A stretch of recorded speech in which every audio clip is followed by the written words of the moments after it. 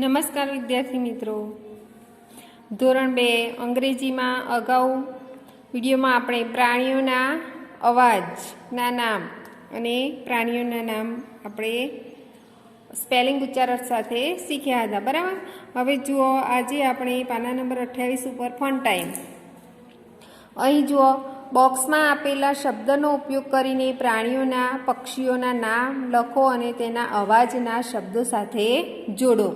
જો વિદ્યાર્થી મિત્રો, અહીં કેટલાક પ્રાણીઓ અને પક્ષીઓના ચિત્ર આપેલા છે. જુઓ, અહીં બોક્સમાં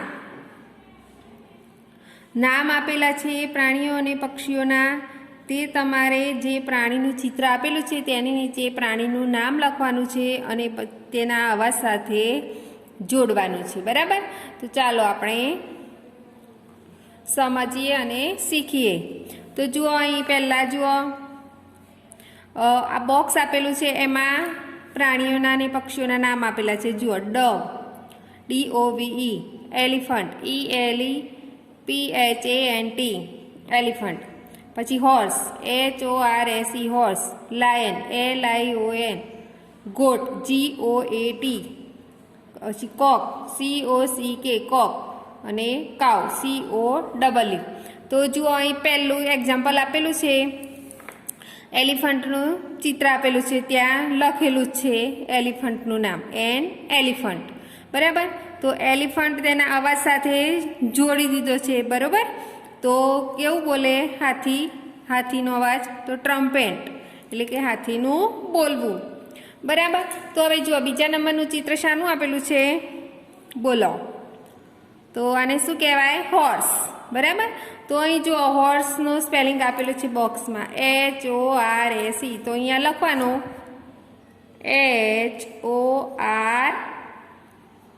HORSE, હોર્સ એટલે ઘોડો. હવે ઘોડો આપણે તેના અવાજના નામ સાથે આપણે જોડવાનું છે. તો શું આવશે? બોલો. નેય. શું આવશે? નેય, NEIGHS. તો નેય એટલે હણહણવું, બરાબર. આ રીતે તમારે જોડવાનું. ત્યારબાદ જુઓ, ચિત્ર શાનું છે? કાવ. કાવ એટલે ગાય. અહીં આપેલો છે સ્પેલિંગ COW. તો અહીંયા લખવાનું COW. કાવ એટલે ગાય. તો ચાલો, તેનો અવાજ શું આવશે? બોલો. તો મૂઝ. મૂઝ એટલે ભાંભરવું, બરાબર. હવે આ બાજુ જુઓ, શાનું ચિત્ર છે? લાયન. લાયન એટલે સિંહ. તો સિંહ શું કરે? ગર્જના કરે. તો શું આવશે? તો પહેલાં આપણે અહીંયા પ્રાણીનું નામ લખીએ, LION, લાયન એટલે સિંહ. હવે તેના અવાજના નામ સાથે આપણે જોડવાનું છે. તો રોવર એટલે ગર્જના કરવી, ROARS, રોવર એટલે ગર્જના કરવી.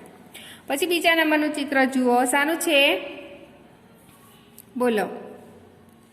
ડવ. ડવ એટલે કબૂતર. તો આપણે ડવનું સ્પેલિંગ લખવાનું છે. તો અહીંયા આપેલો છે DOVE. તો અહીંયા લખવાનું DOVE, ડવ. તો ચાલો આપણે તેના અવાજ સાથે આપણે તેને જોડીશું. તો શું આવશે? કૂઝ. શું આવશે?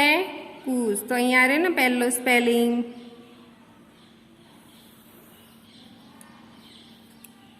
કૂઝ એટલે ગુગુ કરવું, બરાબર. હવે ત્રીજા નંબરનું ચિત્ર જુઓ, શાનું છે? કોક. કોક એટલે કૂકડો. તો કોકનું સ્પેલિંગ આપણે અહીંયા રહ્યું COCK, કોક, COCK. હવે કોક તેના અવાજ સાથે આપણે જોડવાનું છે, બરાબર. તો શું આવશે? ક્રો. આ રીતે જોડવાનું, CROWS. હવે છેલ્લું ચિત્ર શાનું છે? બોલો. ગોટ. ગોટ એટલે બકરી. તો અહીંયા સ્પેલિંગ આપેલું છે ને, GOAT, ગોટ એટલે બકરી. તો અહીંયા લખવાનું GOAT, ટી. હવે આપણે તેના અવાજના નામ સાથે જોડીશું. તો બ્લીટ, બ્લીટ એટલે બે બે કરવું, તો BLEATS. તો આપણે તેને નામ સાથે જોડીશું. બરાબર. તો આ રીતે વિદ્યાર્થી મિત્રો તમને ખબર પડી ને, અહીંયા જો ફન ટાઈમમાં પ્રાણીઓ અને પક્ષીઓના આપણે નામ લખ્યા અને તેના અવાજના નામ સાથે જોડ્યા. બરાબર.